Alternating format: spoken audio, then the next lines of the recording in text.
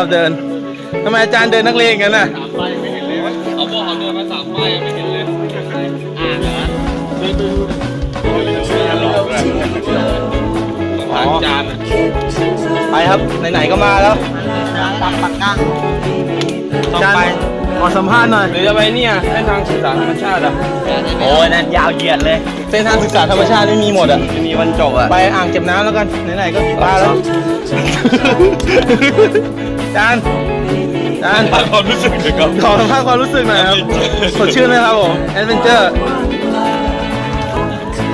ทำไมเดินนักเลงกันนะครับ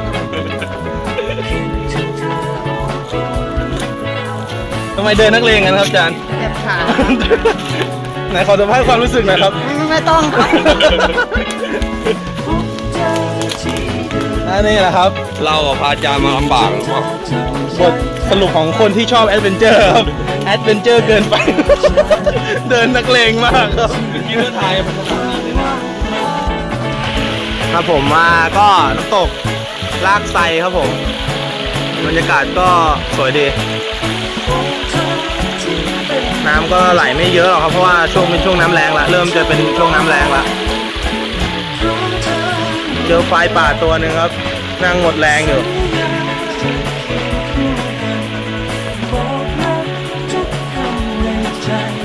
เดี๋ยวจะพาไปข้างล่างต่อครับผมโอเคครับบายเดี๋ยวไปเจอกันข้างล่างเลยมาถึงข้างล่างแล้วครับผม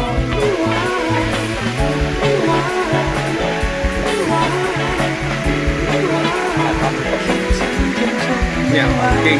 ไม่ใช่แบ็คกราวด์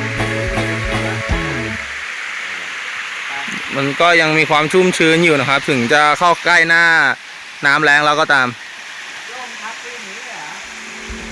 โอเคครับเดี๋ยวเราไปจุดกลางเต็นท์กันต่อเลยมา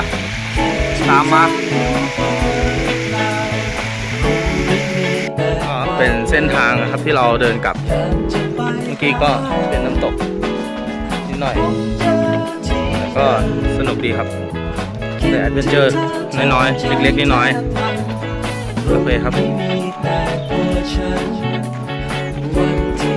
ถือว่าคุ้มอยู่กับที่เราได้ไปเจอน้ำตกโพอินดาดนะฮะเพราะว่าก็สวยดีนะครับมันไม่มีประสบการณ์พวกนี้มันหาซื้อไม่ได้มันไม่ได้เดินเข้าร้านสะดวกซื้อแล้วแบบพี่ครับผมขอประสบการณ์แบบนี้มันไม่มีเพราะว่า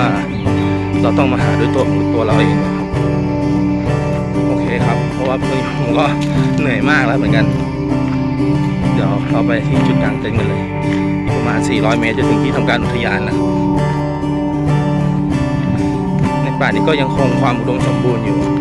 พอสมควรนะฮะโอเคครับ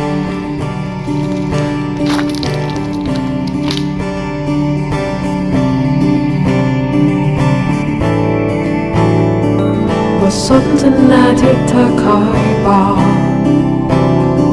คำพูดคำจาที่เธอคอยบอก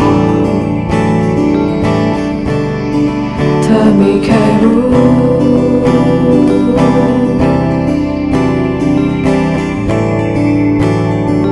ยอมรับความจริงเป็นไปไม่ได้หรอกแค่รักเธอไม่จำเป็นต้องบอกไม่อยากให้รู้ให้เก็บเป็นภาพจำดีๆที่เคยมีกันไว้ภาพจำบางๆดูไม่ชัดเจนภาพ